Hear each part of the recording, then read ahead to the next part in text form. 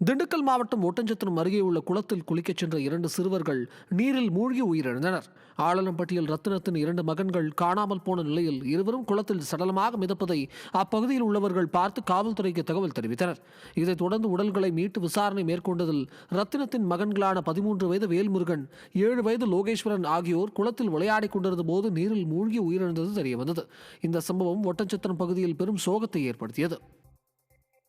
திருப்பூரில் அதிக ஒலி எழுப்பும் ஏர் ஹாரன் பொருந்திய 12 அரசு பேருந்துகள், 4 தனியார் பேருந்துகளுக்கு ரூபாய் 1,60,000 அபராதம் விதிக்கப்பட்டுள்ளது.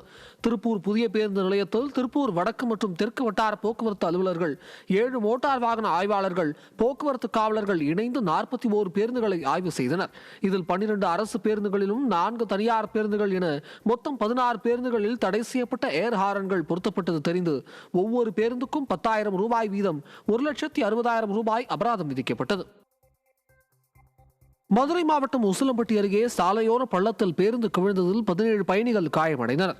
தேனி மதுரை தேசிய நெடுஞ்சாலையில் உள்ள நல்லாம்பட்டி என்ற இடத்தில் மழை காரணமாக பிரேக் பிடிக்க முடியாமல் தனியார் பேருந்து கட்டுப்பாட்டை இழந்து சாலையோர பள்ளத்தில் கவிழ்ந்தது.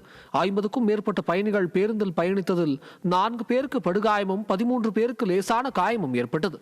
உசிலம்பட்டி அரசு தலைமை மருத்துவமனையில் காயமடைந்தவர்கள் அனுமதிக்கப்பட்டு சிகிச்சை அளிக்கப்பட்டு வருகிறது. கடலூர் மாவட்டம் வீரமுடையானத்தம் கிராமத்து நெல்வயலில் வாய்க்கால் நீர் புகுந்து 100 ஏக்கருக்கு மேல் பாதிப்பு ஏற்பட்டது. ஆனைவாரி ஓடை வாய்க்கால் மறுபக்கம் 1000 ஏக்கருக்கு மேல் விவசாயம் செய்யப்பட்டு வரும் நிலையில் கடந்த சில நாட்களுக்கு முன் 2 மணி நேரமாக மழை பெய்தது. இதில் தூர்வாரப்படாமல் இருந்த ஆனைவாரி ஓடையின் கரையில் உடைப்பு ஏற்பட்டு 100 ஏக்கருக்கு மேலான நெல் வயல் பாதிக்கப்பட்டது. ஏற்கனவே வாய்க்காலை தூர்வார வேண்டும், உயர்மட்ட பாலம் அமைத்து தர வேண்டும் என கோரிக்கை விடுத்திருந்த விவசாயிகள் தங்களால் எந்த காலத்திலும் நெல் விவசாயத்தை சரியாக செய்ய முடியவில்லை என வேதனை தெரிவித்தனர். 1 மணி நேரத்து மழைக்கு 3 நாளா தண்ணி வடிஞ்சிட்டு இருக்கு. இன்னும் வடிஞ்ச பாடு இல்ல. பயிர் பூரா அழுகி போயிடுச்சு சுத்தமா. எங்களுக்கு விவசாயிக்கு என்ன பண்றதுன்னே ஒண்ணுமே புரியல. நாங்க என்ன மருந்து தான் குடிக்கலாம் இருக்கு. கவர்மெண்ட்டுக்கு பல இடம் நாங்க முறையிட்டும் பார்த்துட்டோம். எதுவுமே எங்களால பண்ண முடியல. வட்டிக்கு வாங்கி நாங்க ஒரு ஏக்கருக்கு நாங்க எவ்வளவு பயிர் செய்ய முடியும்? பாருங்க, ஃபுல்லா பாருங்க தண்ணி. ஏதாவது ஒரு இடத்துலயாவது தண்ணி வாய்க்கால்ல போதா பாருங்க. ஃபுல் அண்ட் ஃபுல் எல்லாம் வயலுக்குள்ளதான் போயிட்டு இருக்கு. இதுக்கு தக்க நடவடிக்கை எடுக்குமாறு கேட்டுக்கொள்கிறேன்.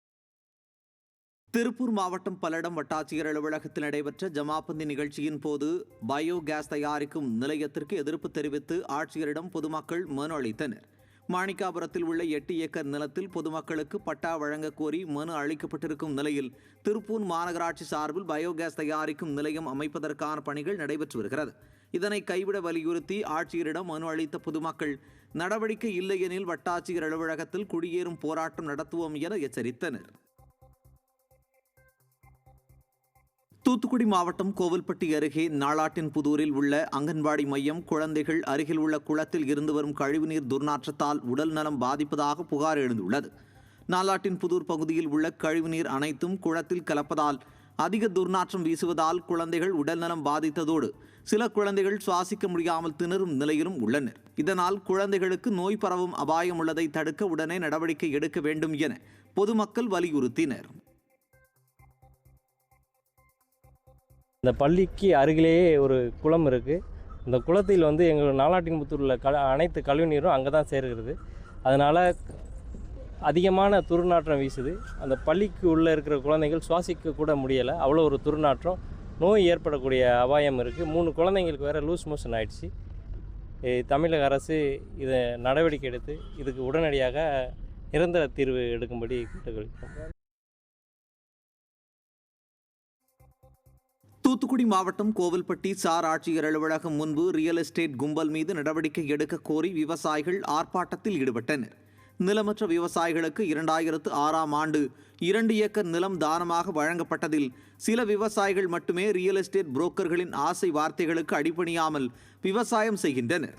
இந்நிலையில் கடந்த 1 வார காலமாக நிலங்களை தங்களுக்கு விற்க கோரி ரியல் எஸ்டேட் கும்பல் மிரட்டுவதால் அவர்கள் மீது நடவடிக்கை எடுக்க வேண்டும் என வலியுறுத்தி சார் ஆட்சியரிடம் மனு அளித்த விவசாயிகள் ஆர்ப்பாட்டத்திலும் ஈடுபட்டனர்.